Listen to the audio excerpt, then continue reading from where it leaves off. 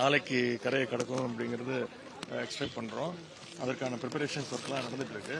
இந்த மோந்தா புயல் தமிழ்நாட்டில் பெரிய பாதிப்பு இருக்காது, ஆந்திராவை நோக்கி தான் அது சென்று கொண்டிருக்கிறது. இருந்தாலும் இந்த வடசென்னை பகுதி, திருவள்ளூர் பகுதிகளில் ஒரு 5லேருந்து ஒரு 7-8 சென்டிமீட்டர் வரைக்கும் மழை எதிர்பார்க்கலான்னு வானிலை மையம் நமக்கு தெரிவிச்சிருக்கிறாங்க. அதற்கான முன்னேற்பாட்டு பணிகள் தான் முதலமைச்சருடைய உத்தரவுக்கு இணங்க நானும் நம்முடைய அமைச்சர்களும், மேயர், துணை மேயர், அப்புறம் சட்டமன்ற உறுப்பினர்கள், மக்கள் பிரதிநிதிகள், மாநகராட்சி ஆணையர்லாம் இந்த பணிகளை எல்லாம் ஆய்வு செய்ய இருக்கிறோம். வடசென்னையை பொறுத்த வரைக்கும் இது வரைக்கும் 18 கால்வாய்கள், 13 குளங்களை சென்னை மாநகராட்சி மூலமாக தூர்வாரப்பட்டிருக்கிறது. மொத்தம் 331 கிலோமீட்டர் நீளம் கால்வாய்கள் தூர்வாரப்பட்டிருக்கிறது.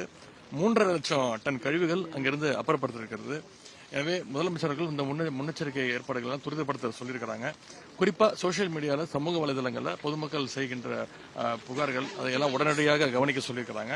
அதன் பேரில் இன்னைக்கு இந்த வியாசர்பாடி, அம்பேத்கர் கல்லூரி குளம், கேப்டன் காட்டன் கால்வாய், கொடுங்கையூர் கால்வாய் ஆகியவற்றெல்லாம் இன்னைக்கு ஆய்வு செஞ்சிருக்கிறோம். அடுத்த 10 நாட்களுக்கு மிகப்பெரிய மழை இருக்காது அப்படிங்கிறது வானிலை மையம் தெரிவிச்சிருக்கிறாங்க.